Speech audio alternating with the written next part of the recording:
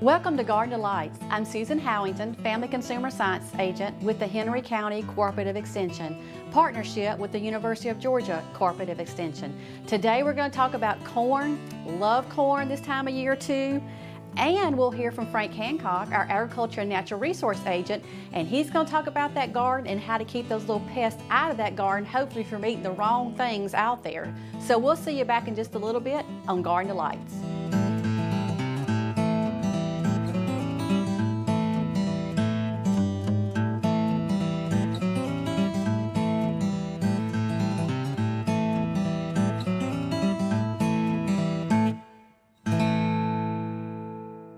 Welcome back to Garden Delights. Today we're going to talk about corn, and I just love corn.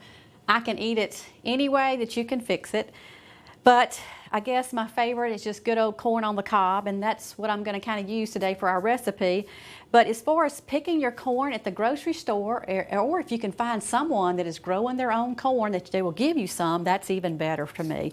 But when you're looking for corn at the grocery store, you know, you want to make sure that you're look at the silks, make sure they are moist, they have a good dark color. You want good green. You want it to feel when you touch it, it has a moisture feel to it. That's really important because that's going to tell you that corn is going to be good for you to bring home. Now, as far as nutrition goes, corn is still going to give you that good fiber. It's going to have 0 cholesterol, about 59 calories for one medium ear, so that's not a lot of calories. And it also has good vitamin A, vitamin C, B6, folate, potassium. All those are good things about this ear of corn. And so you can see just one medium ear corn is going to be around 57, 59 calories. So that means that I could really eat about 2 ears if I really wanted to. I know I'm about in 100 calorie range, and I do know that for about a 59 calorie ear of corn, you got to walk about 15 minutes to walk that calorie part off. So I could walk 30 minutes and walk this 2 ears of corn if I wanted to eat it off. So we talked a little bit about the selection, so I really want you to think about that when you're buying it. Feel of it, look at it, make sure it's really good dark green. The silk part of it is good. The shuck is really green. That's what you're looking for. You don't want it dried out because that tells you also the ear is not fresh, and more than likely the corn is not going to be fresh when you pick it up and take it home. Now, my key is when I buy corn, and we like yellow and we like white corn, so either way. And also too, when you're buying your corn, if you buy yellow, it could be a lot less calories than a white corn. It just depends on you looking it up. But we at our home like white corn a lot when it's on the grill. But for this recipe I'm going to be using today, I'm going to use the yellow corn because I think it looks really pretty with it also, and it tastes really good too. When you're looking for your corn, just make sure you're looking for that. But once you buy that corn and you're getting ready to put it into your bags, and to me, hunt around for that best selection on prices too. This is when corn's going to be in season, so the price is going to be good. They're going to say so many ears for so many dollars. So that's your best bet. So when you're looking at your corn, you need to take it and kind of open it up. And what you're looking for is the moist part of that silk. And you're also open the shuck up for it and see the husk part of it.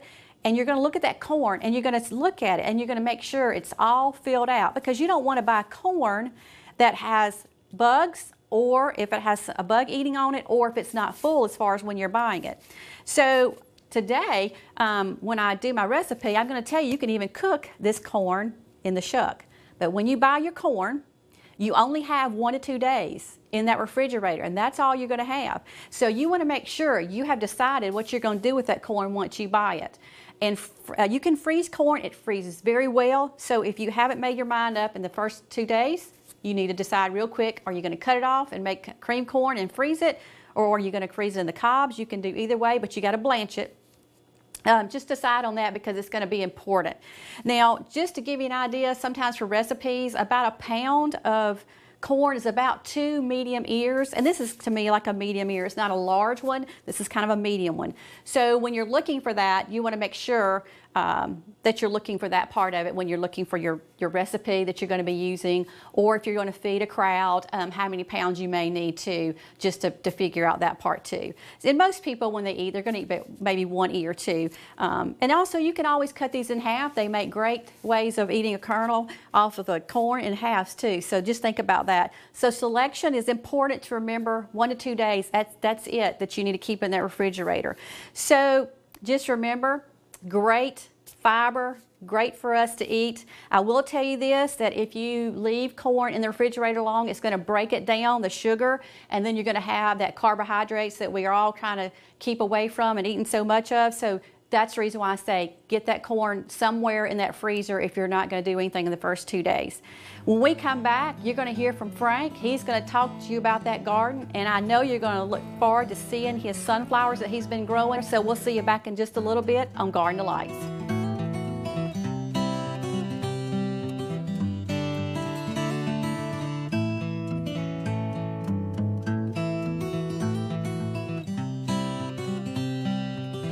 Okay, today I thought we'd give you a little update on what's going on in the garden here. We're starting to get some ripe tomatoes. The tomatoes have done well. They're starting to produce quite a few tomatoes.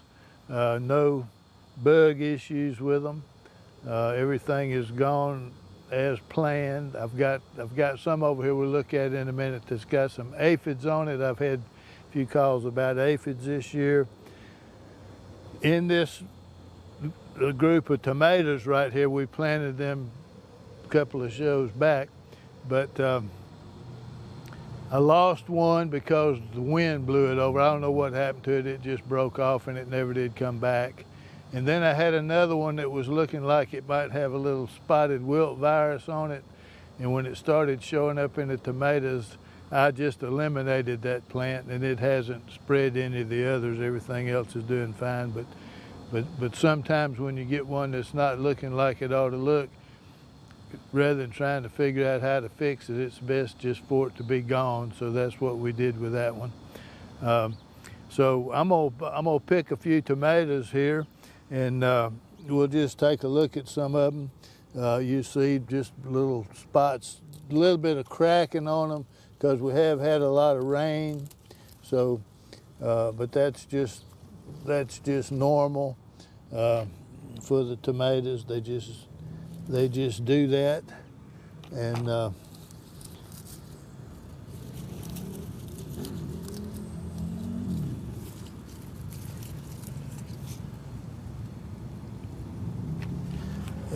you know, we've got them various stages coming along here. These are the BHN 602s right here, and they are producing quite a few tomatoes.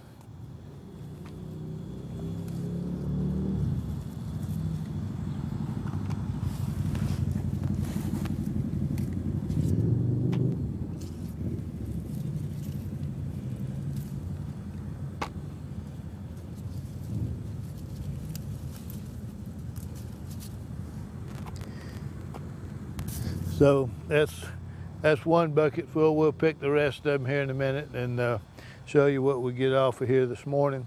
So a pretty good crop of tomatoes this year. The rain hasn't hurt us too much, but you know, having a little bit of rain certainly helps with the production. But no blossom end rot, no major flaws of any sort. And we'll move over here now to these blackberries and see if I can show you a leaf-footed bug or two.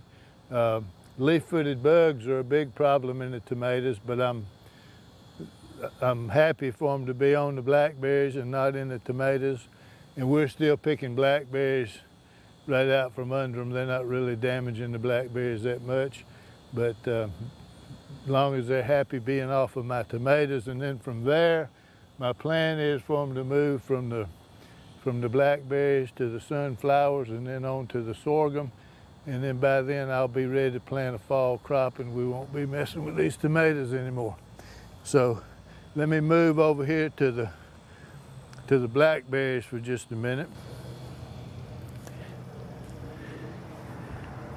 Okay, if we look in these blackberries just right quick to show you a leaf-footed bug. They're not hard to find. There's one right there that's he just flew off, and there's another one right up here. They suck the juice out of these blackberries, and they will make on the right blackberry, they'll make a little red spot. That one doesn't have a little red spot. I'll go ahead and eat it up. But I'm sure we can find one here with an example. Here's one right here. That would be ripe otherwise, but you see they've taken some of the color out of it where they've been sucking on it. They will also get on the tomatoes. They do a lot of damage to the tomatoes. So my goal this year is not to spray anything on anything. So on the blackberries, we're just trying to stay ahead of them. When they get finished with the blackberries, my plan is those sunflowers are going to be getting ripe, and they're going to move over to the sunflowers, and then the sorghum's going to come in with the grain, and they'll move there. By that time, I'll be finished picking tomatoes, and we'll just move on into our fall crop without any leaf foot bug damage on tomatoes. We can go back over here and take a quick look at these sunflowers. They're in the process of being pollinated by all kinds of insects. So let's move back over here to the other side one time.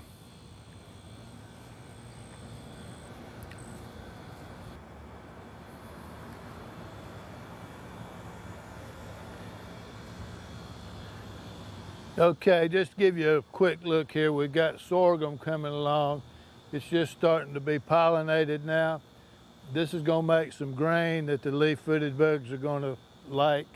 And then first they'll come from the blackberries to the sunflower. Right now, these sunflowers are being pollinated by all sorts of bees in here that if you just look close, you just see hundreds and hundreds of bees in here pollinating these sunflowers. So from the sunflowers to the sorghum, and that's what we got going on here. That's the reason that we planted this. Now, I got to tell you, everybody that drives by here comes in and wants to cut some of my sunflowers, so I may just grow sunflowers next year and sell them, but right now, they're here for the leaf-footed bugs. So let's move down here to the other end of the garden. I want to talk to you a little bit about aphids. I've had quite a few calls about aphids this year, and I'll tell you a little bit about them.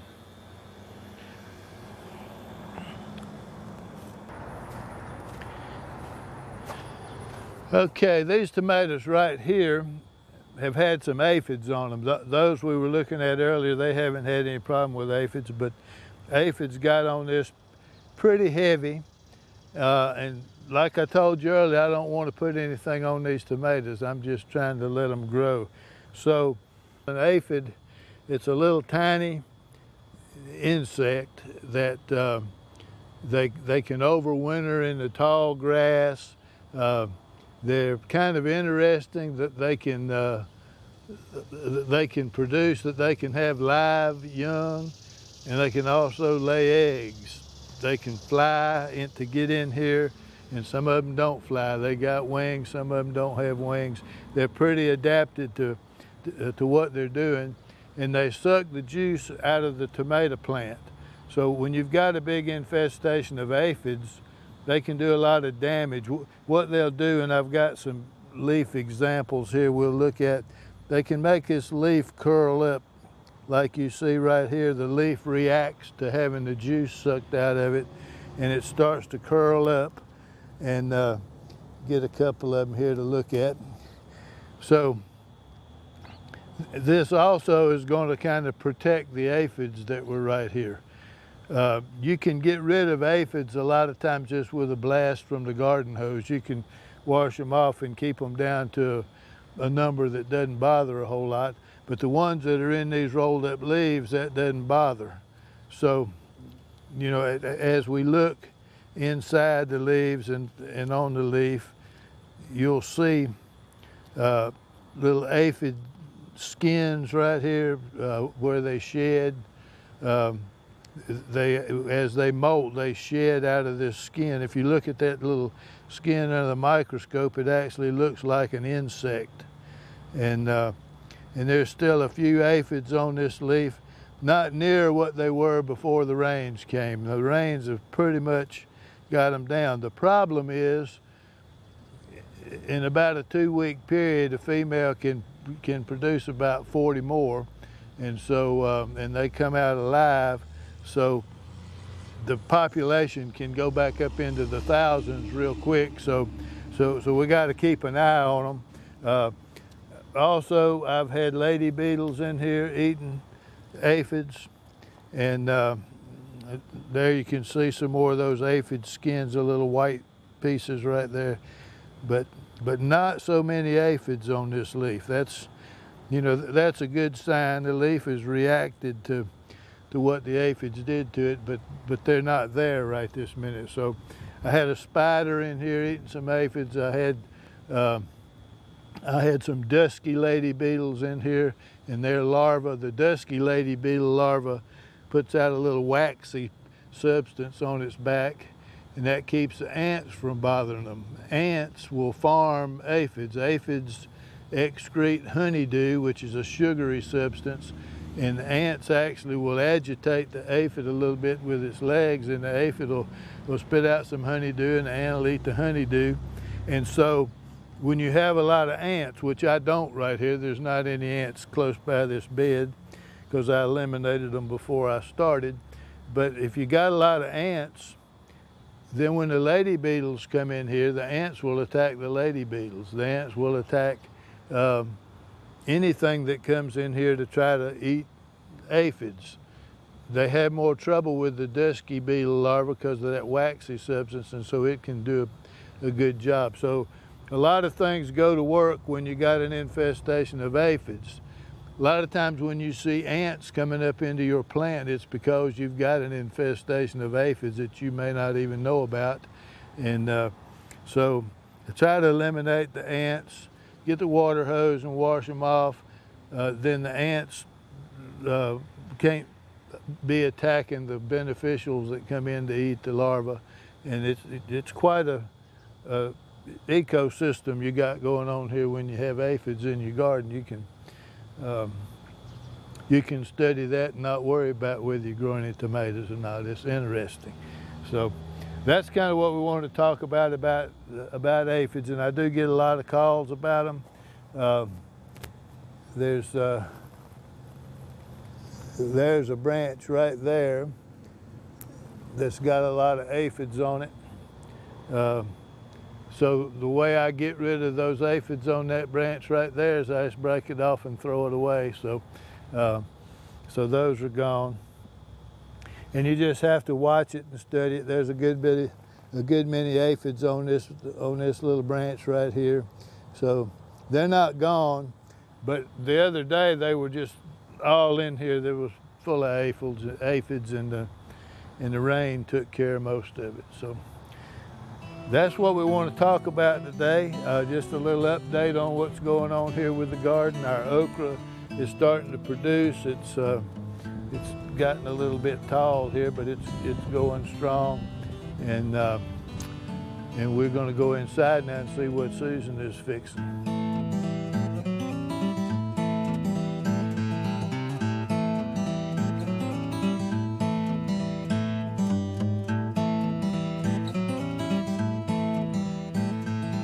Welcome back to Garden Delights. I hope you learned a lot from Frank and how to get those pests out of that garden, because I don't like any pests in my garden because I want my garden to look really good. So I hope you learned a lot. Now we're going to make a grilled corn salsa, and it is going to be tasty. If you could just smell all this together, oh, it smells so good. And when I mix it up, it's going to smell even better and taste really good. So let me tell you how to get ready for the whole recipe. First, you want to take some corn and leave it in the shuck, just like you saw earlier. And you're going to grill this on your grill with the shuck on, and you'll start smelling the corn smell. I'm saying maybe after 15 to 20 minutes, you know, it's going to start cooking. The grill's going to be warm. The outside of it's going to char a little bit on the green part. That's okay.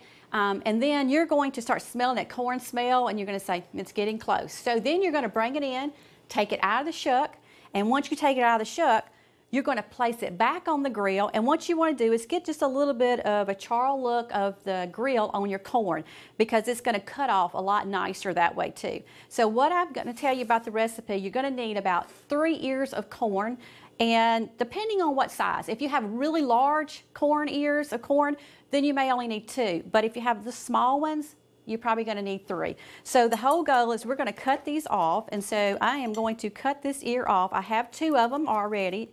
And this is going to be an easy game for me to try to keep it on this cutting board. And so you just want to cut it off. And if you really wanted to, you could scrape the corn too, but I'm just going to kind of cut it off to get this with the other ears. And the good thing about cooking it on the grill, once you take it out of the shucks, it does get it kind of, I don't want to say dried out, but it does give it to where it's not mushy, and it'll come off the cobs really nicely. So you're just going to keep cutting it off. And I have a piece of plastic, and my little game plan was to keep it as much on that plastic so I could just lift it off, but I don't know how well I'm doing. So you're going to need to do it just like that. Get it off. And I'm just going to take a paper towel and lay my cob on it. And you could scrape it if you wanted a little bit of the cream part, but I just want to keep it just like this. The good thing about cooking corn in the shuck, as soon as corn is heated up, the good thing is it heats up the silts, and the silt part comes off so nicely off that cob. And so you don't have to worry about how you're going to do it or anything like that, because it really comes off nicely, and you don't have to worry about it being a problem when you get ready to cut it off the ears. Or if you do it that way too, you can pull it off and you can eat it like corn on the cob, and you don't have to worry about if somebody's eating it. You can still eat it the same way. You just don't have to worry about trying to figure out how you're going to get all those silks out. So that's a good thing. Okay, so in the recipe, it is going to tell you that you're going to need about 2 medium-sized tomatoes. And I will say that these tomatoes came out of Frank's garden, which I know you saw today. So you'll take 2 tomatoes and you're going to chop those up. And the corn is going to be the last thing that I put in. You're also going to get about 1/3 a cup of cilantro. So we're going to put that in, and that is chopped up. So I'm going to add that. I'm going to put this here for a second. You're going to get about 1/3 cup of red onion, chopped up also. Now let's see if I can stack it better now. Okay, so I got to put a little heat on it too. So this is 1 jalapeno pepper, and you can see this is chopped up pretty fine. So I'm going to put all that in there. And then you're going to have 1 tablespoon of garlic mince. So we're going to add that to it. I love garlic, so it's going to be so good. You're going to add also 1 lime that has been squeezed out. So I'm going to go ahead and add the lime to it. And you're going to add about a couple of tablespoons of olive oil. And if you don't want as much in there, that's okay too. But this does help it bind really nicely. So I'm going to pour that. And then I want you to mix this up so it's really nice and mixed up. And it's so nice and flavorful right now. The color is wonderful just with this part of it. So you're going to mix this, and then I'm going to just put my corn in and mix it with the corn. And we're going to end up eating these with some pita chips, but I will tell you that this would be really, really good on top of chicken or anything else that you're baking, just to kind of toss it on top to give it a little flavor. And what a great way for the summer to eat that fresh tomatoes, fresh corn, and make this wonderful grilled salsa. So the corn just adds that wonderful color. Now what I have here is a little bit of sea salt and a little bit of pepper, and I'm just going to do just a little bit to give it a little bit of flavor. I don't want a whole lot, but just enough to give a little bit of taste to it. And I'm gonna mix it up just a little bit more.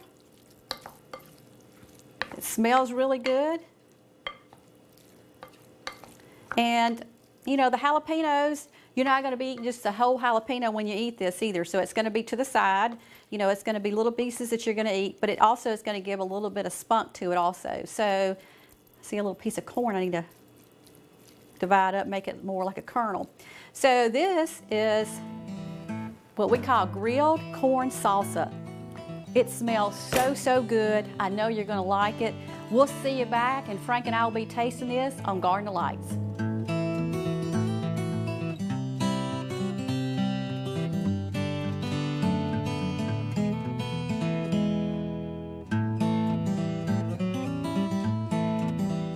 Welcome back to Garden of Lights. Frank and I are getting ready to taste my grilled corn salsa. Grilled corn. Yes, and All right. I grilled it today. Okay. So it would be a wonderful recipe. So it's been I'm grilled ready. on my grill. So, but the good thing is, it's your tomatoes. All right. So I'm gonna get a little bit of it. Well, you know, I about decided to just quit growing tomatoes and just grow All right. sunflowers. All right. That's enough for me. Hey, listen, I tell you, I have here some pita chips and pitas that I have cooked in the oven. So I told Frank he can try it this way and eat it on it, and that's the way I'm going to try mine also. Because I just think it's going to be the tastier that way, and I see Frank is inhaling it. That's good. All those flavors blended together, it's really good.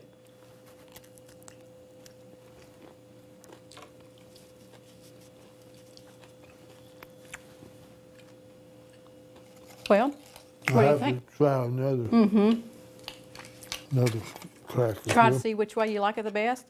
Yep. This is really, really tasty. And your tomatoes are really good. The tomatoes are still alive, so they're coming along. Leaf-footed bugs are in the blackberries right now. I know, and they need to come off. They need to go to these wonderful sunflowers you're growing. You know, another thing those sunflowers attract is people. You know, people coming through the garden and they pick a tomato every now and then. Yeah. But now they're attracted to the sunflowers. They're just so pretty. I come up missing sunflowers, but all the tomatoes are still there. So. Well, I haven't taken one yet, but you're probably going to miss one before it's all said and done, and it's going to be me taking one. All right. But they are just so pretty. And to me, they go wonderful with that yellow corn for that salsa too, don't they? Just right. Just I right. got to get me another cracker. All right. This is so good, and I know you're going to love it, especially this summer when you're hot and you want to come in and cool off and just eat some salsa for your meal. What a great way to have a fresh tomato, fresh corn, put it all together. Easy, easy recipe. And if you can, go to the website, check that recipe out.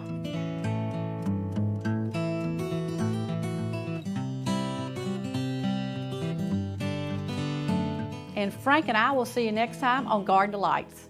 We'll have to do this again sometime.